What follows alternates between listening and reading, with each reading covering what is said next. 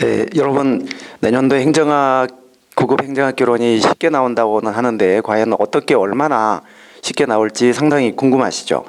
그래서 제가 이번에는 내년도 고급 행정학 결론을 이제 어떻게 공부를 해야 될 것인지, 지금 막연하게 쉽게 나올 거다 이런 얘기는 많이 떠돌고 있습니다만 어떻게 공부를 해야 될 것인지, 어떻게 얼마나 쉽게 나올지 그거 여러분들한테 자그마한 팁을 드리도록 하겠습니다.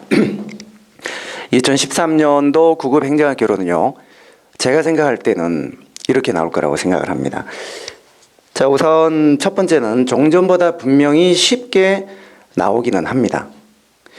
고등학교만 졸업하면 다 공무원, 국공무원 시험 볼 수 있게 좀 출제를 해라 라는 우리 이명박 대통령께서 그런 말씀을 하셨기 때문에, 자, 그런 취지를 우리가 생각을 한다면 종전보다 더 어렵게 나오지는 않을 거예요. 분명히 쉽게 나오긴 하는데, 이제 문제는 어떻게 쉽게 나올 거냐, 이게 지금 중요한데요. 흔히 한간에서는 너무 범위도 좁히고 깊이도 낮추고 이렇게 하면 될까라고 생각을 하는데, 저는 조금 생각을 달리합니다. 이게 공무원 시험이라는 게 한 문제, 한두 문제로 당락이 결정되기 때문에 한 문제라도 실수를 하면 안 되거든요. 그래서 너무 범위를 좁히는 거는 조금 위험하다고 보는 것이죠. 자, 예를 들어 지금까지 행정학 개론 시험이요. 자, 요게 범위입니다. 범위. 그 다음에 요거는 깊이입니다.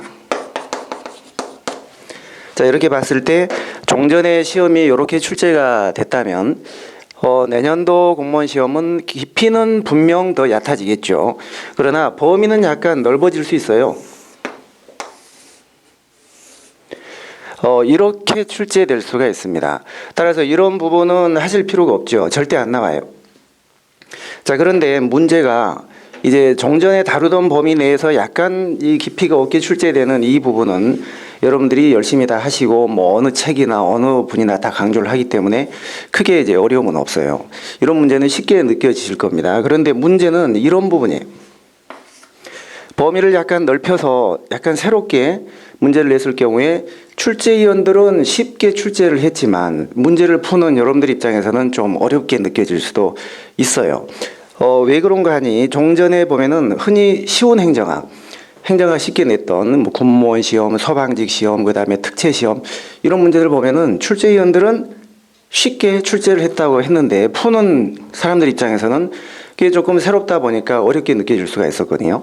자, 그래서 그런 부분을 우리가 놓치면 안 됩니다. 이런 부분은 손을 안 대셔도 되죠. 또 손을 대서도 안 되고 쓸데없이 범위를 자꾸 넓히는 건 그건 좋은 방법이 아니거든요. 자, 이 세상에서 건드리지 말아야 될 게 5가지가 있답니다. 첫 번째, 잠자는 사자의 코털. 두 번째, 나무의 벌집. 세 번째, 아버지 퇴직금. 네 번째, 동창회 다녀온 아내. 건드리면 큰일 나죠. 다섯 번째, 시험에 안 나올 거. 건드리지 마세요. 자, 그런데요, 이제 세 번째 제가 또 말씀드리고 싶은 것은 행정학은 그래도 행정학입니다. 행정학이라는 것은 범위가 조금 넓습니다.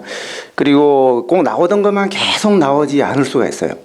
그래서 행정학은 어디까지나 신경향의 문제들이 항상 조금씩 출제가 돼요. 그게 이제 당락을 결정할 수 있거든요.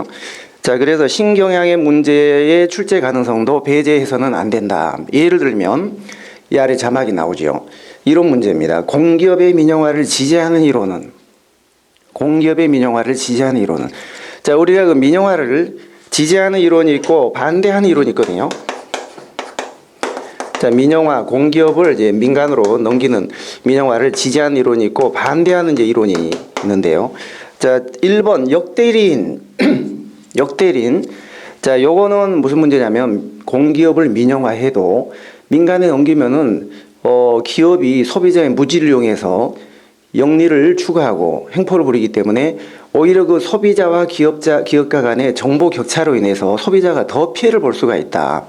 따라서 민영화를 해도 이게 다 좋아진다는 보장이 없다. 민영화를 해도 공공서비스가 원만하게 제공된다는 그런 보장이 없다. 그래서 민영화는 조금 신중해야 된다. 민영화를 반대하는 논거입니다. 1번은요. 자, 2번에 복대리인으로는요, 이 주인 대리인 관계가 시대가 흐르면서 계속 이렇게 변천 반복이 돼 가는데, 자, 예를 들면 19세기 근대 입법국가 때 국민은 주인이었고, 항상 국민은 주인이죠. 그 다음에 이제 의회가 대리인이었거든요. 자, 그러다가 의회 기능이 한계에 부딪히면서 정부로 권한이 많이 넘어가게 됐죠. 그게 바로 20세기 현대 행정국가입니다. 자, 그러면 이제 정부가 대리인의 역할을 하고, 의회는 국민을 대신해서 정부를 감시하는 주인의 역할을 하게 돼요. 그러니까 이 경우에 의회는 국민에 대해서는 대리인이지만 정부에 대해서는 주인의 역할을 하는데, 자, 이런 관계를 복대리라고 합니다. 복대리. 그러면은 이제 국민이 직접 정부를 감시 못하니까 의회를 통해서 정부를 감시를 하니까 아무래도 효율성이 떨어지고, 이런 또 정부도 기능이 많이 커지면은 공기업을 또 만들어서 대신 주인의 역할을 또 해요. 공기업은 국민에 대해서는 대리인이고, 자, 이런 경우에는 또 정부가 복대리인이 됩니다. 자, 이런 주인 대리인 관계가 연쇄적으로 계속 반복되면서 감시가 어려워지고 비효율성이 누적된다. 따라서 이런 공기업은, 이런 공기업이라든지 이런 것들은 민영화를 시켜야 된다. 대리 관계가 반복됨으로 인해서 비효율이 누적될 수 있다는, 자, 이런 걸 설명하는 이론이 바로 복대리인 이론이거든요. 그래서 복대리 이론이 민영화를 지지하는 그런 대표적인 이론이에요. 자, 상세한 그런 설명은 나중에 여러분들이 뭐 수업을 들으시면서 터득을 하시도록 하시고, 그 다음에 요 밑에 자막이 또 나오죠. 2번에요. 거버넌스에서 중시한 예산제도는, 거버넌스에서 중시했던 예산제도는, 이런 것도 상당히 신경향의 문제가 될 수 있는데, 조세 지출 예산은요, 조세 감면을 통제하기 위해서 그걸 예산에 밝혀서 심의를 하자는 겁니다. 여기서 지출은요, 조세 감면에 의한 간접 지출을 말해요. 그러니까 이거를 전에는 이제 정부에 다 일임을 했는데, 이제는 예산서에 밝혀서 국회 차원에서 통제를 하자. 그러니까 이거는 어떤 통제를 강화하기 위한, 재정에 대한 통제 범위를 넓히는 그런 제도고요. 그 다음에 자율편성 제도는 우리가 2005년도부터 지금 하고 있는 제도인데, 한도를 먼저 정해주면 그 한도 내에서 예산을 자율적으로 편성하는 제도입니다. 그래서 2번에 자율편성하고 3번에 지출통제 예산은요, 지출을 총액으로 통제하자는 뜻이죠. 지출을 항목별로 엄격하게 통제하자 이 뜻이 아니고요. 그거 주의하셔야 돼요. 지출을 총액으로 통제하자. 이 말은 지출을 자율화시키는 거예요. 항목을 없애버리고. 2번 같은 경우는 예산 편성을 자율화하는 겁니다. 따라서 2번, 3번은 각 부처의 재정 운영에 자율성을 주기 위한 그런 제도로서 흔히 8, 90년대 NPM, 신공공관리론에서 강조했던 신성과주의 예산이에요. 신성과주의. 그런데 이제 거버넌스는 신공공관리론 이후에 나온 거거든요. 효율도 중요하고 성과도 중요하지만 재정 주권을 실현하자. 납세자인 국민들이 재정활동을 직접 감시하고 예산 편성에 뛰어들어서 참여하는, 그러니까 거버넌스라는 거는 민관이 협력적으로 통치하는, 민관이 협력해서 사회 문제를 해결하는 그런 개념이기 때문에 주민 참여 예산이 90년대 중반 이후에 지금 등장하고 있고, 우리 같은 경우는 각 지방 정부에서 의무적으로 예산 편성을 할 때 주민들을 참여시켜라. 지방재정법에 그렇게 의무화가 돼 있죠. 따라서 주민 참여 예산, 이게 바로 거버넌스하고 연관된 제도고요. 1번은 거버넌스하고 관계가 없고 2번, 3번은 신공공관리론, 성과를 중시하는 신성과주의 예산입니다. 자, 그리고 또 하나 한 문제만 마지막으로 말씀드릴게요. 아래 자막 보시면 점중주의적 정책 변동과 관련이 깊은 것은, 점중주의라는 것은 대폭적인 변화가 아니라 한계적인 변화, 조금씩 변화하고 큰 폭의 변화가 없는 그런 정책 변동과 관련이 있는 것은, 그러니까 우리가 의사결정을 할 때 합리주의와 점중주의가 있는데, 점중주의는 조금씩 변화시키는 것이고요, 안정적으로. 합리주의는 대폭적인 변화를 한 거거든요. 자, 이때 점중주의 정책 변동, 조금씩 변화하는 그런 정책 변동과 연관이 있는 것은 1. 수학 체감의 법칙, 두 번째 티핑 포인트. 이런 것들 좀 새로운 용어들입니다. 기존에 우리 수험서에는 없었던 그런 내용들인데, 이런 문제는 지금 금년이죠. 2012년도 출제 경향을 제가 분석해 볼 때 충분히 등장할 수 있는 그런 신경향의 문제거든요. 우선 수학 체감의 법칙은 이제 한계 생산력이 체감하기 때문에 점점 생산 요소를 투입할 때마다 수확이 계속 그렇게 똑같은 비율로 늘어나는 게 아니라 늘어나는 율이 떨어진다는 뜻이죠. 우리 한계 효용 체감의 법칙처럼. 두 번째 티핑 포인트는 임계점. 어떤 급격한 변화가 생기는 그런 그 분기점을 말하죠. 예를 들어 물이 끓는 지점 같은 경우. 그러니까 그게 급격한 변화인데 티핑 포인트는요. 그거는 점중주의 변화가 아니죠. 대폭적인 변화죠. 우리가 득도를 할 때, 참선을 할 때요. 득도 직전에 참선이 가장 어렵답니다. 그 다음에 동트기 직전에 가장 어둡고, 물도 끓기 직전에 물이 가장 뜨겁고, 그 다음에 또 우리 공부도 마찬가지죠. 합격하기 직전에 공부가 가장 힘들어요. 그러니까 여러분들이 공부를 하시면서 힘들다. 정말 힘들다. 그렇게 느낄 때는요. 그거를 포기하지 마시고 마지막 이제 2%가 남았다는 뜻이에요. 우주선이 궤도에 진입하기 직전에 가장 큰 힘이 필요합니다. 그 궤도에 진입하기 직전에. 근데 거기만 진입을 하면은 그 다음부터는 힘이 안 들고 중력에 의해서 계속 도는 거죠. 그러니까 흔히 여러분들이 내가 지금 궤도에 올랐다. 못 올랐다 이런 얘기를 하는데 궤도에 오르면은 안정적인 점수가 나올 수가 있죠.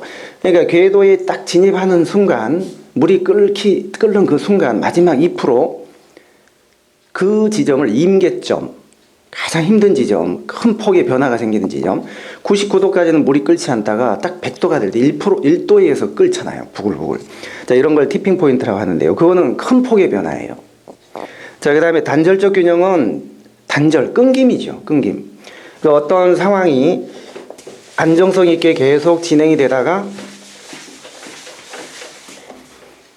이렇게 진행이 되다가 어떤 요인에 의해서 급격히 변화가 생기는 경우, 뚝 떨어지거나 갑자기 올라가거나, 자, 이런 경우를 우리가 단절이라고 합니다. 그러니까 시계열 분석에서는 그걸 큰 끊김, 단절이라고 하고, 회귀 분석에서는 불연속이라고 하는데요. 단절이든 불연속이든 이게 일종의 티핑 포인트예요. 예측할 수 없는 큰 폭의 변화. 그 다음에 자기 강화 기제는요, 자기 스스로 어떤 환경에 끌려당기지 않고 자기 스스로 문제를 해결해 나가는 능동적인 역량, 사고 이런 걸 말하거든요. 그러니까 환경에 수동적으로 대응만 하면은 큰 변화가 없는데 갑자기 자기가 어떤 국면을 돌파하기 위해서 카드를 쓴다든지 이렇게 하게 되면 큰 폭의 변화가 생기게 되는데 자기 스스로 환경을 자기가 원하는 방향으로 이끌어 나갈 수 있는 어떤 역량, 이걸 자기 강화 메커니즘이라고 합니다. 이런 것들도 보면 환경에 그냥 적응만 하는 게 아니라 자기가 변화를 주도해 나가기 때문에 좀 예측하기가 힘들고 그것도 큰 폭의 변화가 생길 수 있는 그런 요소죠. 그러니까 언뜻 보면 1번의 수학 체감은 점점 늘어나는 수학의 그 늘어나는 율이 점점 줄어들어서 이렇게 가는 거예요. 이런 현상이 예측이 가능하고 큰 폭의 변화가 없어요. 자, 여러분들 그 야생 칠면조의 교훈이라는 말을 들어보셨죠? 야생 칠면조, 농장 주인이요 야생 칠면조 한 마리를 이제 잡았어요. 그래서 매일같이 먹이를 줬습니다. 자, 이쪽은 하루하루 지나가는 시간이고 이쪽은 칠면조의 행복감이에요. 근데 먹이를 전혀 기대치도 않았는데 칠면조가 와서 보니까 맛있는 먹이를 주거든요. 처음에 맛있게 먹었죠. 하루하루 똑같은 먹이가 나왔습니다. 행복감이 물론 늘어나긴 늘어나는데 하루하루 지나가면서 그게 늘어나는 율은 줄어들었어요. 그러니까 우리가 이게 생산성 곡선이라면 요 각 지점에서의 기울기를 한계 생산력이라고 하죠. 한계 생산력 체감합니다. 행복감도 하루하루 지나갈수록 체감해요. 기울기가 점점점 줄어서 요 정도가 1이 될 것이고 이제 이 정도가 되면은요 행복하긴 한데 절대 행복감은 이 정도 되지만 매일매일 하루 지나가면서 늘어나는 행복감의 그 정도는요 줄어들어서 제로, 한계 행복은 제로가 된 거예요. 이쪽. 자, 그래서 이 칠면조가 고민을 했어요. 이 지점에서 탈출을 할까 나가서 자유롭게 먹이를 찾아 좀 힘은 들겠지만 탈출을 해볼까, 아니면 그냥 뭐 먹이 나오니까 행복감은 한계 행복감은 제로지만 굶어 죽지는 않으니까 그냥 여기 있을까 고민하다가 그냥 있자, 편안하게 있자. 그러다가 추수감사절 날 칠면조는 머리가 싹둑 잘리고 주인의 식탁 위에 오르고 말았습니다. 이제는 한계 효용이 제로가 아니라 아예 행복감이 절대 제로가 됩니다. 자, 그럼 만약에 칠면조가 2, 3일 전에 추수감사절 2, 3일 전에 탈출을 결심을 하고 탈출을 했다. 밖에 탈출했어요. 탈출해서 자유로운 생활하면서 먹이를 찾아 먹고 정말 행복감이 다시 늘어날 수 있어요. 그러니까 여기서부터 여기까지는 이게 수학 체감입니다. 행복 체감이거든요. 큰 폭의 변화가 없어요. 근데 여기서 탈출을 시도해서 밖으로 나가게 되면 그때는 행복감이 무한하게 다시 증진될 수 있습니다. 이건 이제 한계 행복 체증 현상이죠. 체증 현상. 그다음에 추수감사절 날 식탁 위에 딱 오르는 거, 이건 전혀 예측할 수 없었던 티핑 포인트예요. 단절이에요, 단절. 자, 이게 단절. 이것도 일종의 티핑 포인트죠. 탈출을 해서 새로운 국면을 만들어 나가는 거, 이것도 티핑 포인트입니다. 그다음에 자기 스스로 우리를 뛰쳐나가는 이런 시도, 이걸 자기 강화 기제라 그래요. 자기 강화 기제. 자유롭게 살면서 행복감이 다시 늘어났다면 그거는 수학 체증의 법칙, 한계 행복 체증의 법칙, 이거는 단절, 불연소, 이것도 일종의 티핑 포인트죠. 그러니까 이 그림에서 야생 칠면조가 이 우리 안에 들어와서 여기 식탁 위에 오르기 전까지 이 구간은 수학 체감의 법칙입니다. 큰 폭의 변동이 없어요. 티핑 포인트, 강화 기제, 수학 체증, 단절, 불연소, 자, 이런 것들은 큰 폭의 변화를 가져다주는, 그러니까 정책 결정자가 예측하기가 좀 힘든 그런 정책 변동을 초래하는 것이죠.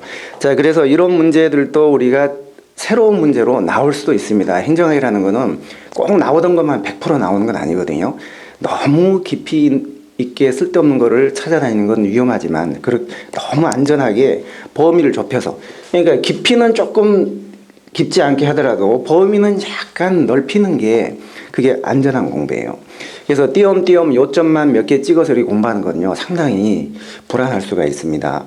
그래서 결론적으로 말씀드리면은 깊이는 조금 없게 나오겠지만 범위는 약간 넓게 나올 수도 있으니까 그런 점에 대비를 해서 좀 안전하게 공부를 하시는 게 좋을 것 같아요. 우리가 한두 문제 실수하면 바로 공무원 시험은요, 당락이 결정되고, 그 다음에 한 번 또 떨어지면은 1년을 더 공부를 해야 돼요.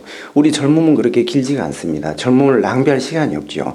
그러니까 우리가 이 실수라는 거 세상 살면서 안 할 수는 없지만 치명적인 실수, 정말 하지 말아야 될 실수, 불합격, 시험에서 실수, 이런 건 하지 말아야 되거든요. 이런 실수는 괜찮죠.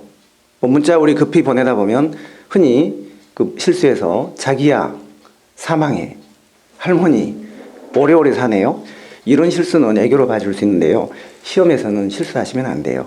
그래서 제가 드리고 싶은 말씀은 분명 쉽게는 나옵니다. 깊이는 없습니다. 그러나 약간 좀 범위가 넓게 나올 수는 있습니다. 그걸 착안하시고요, 열심히 공부하시면 좋겠습니다.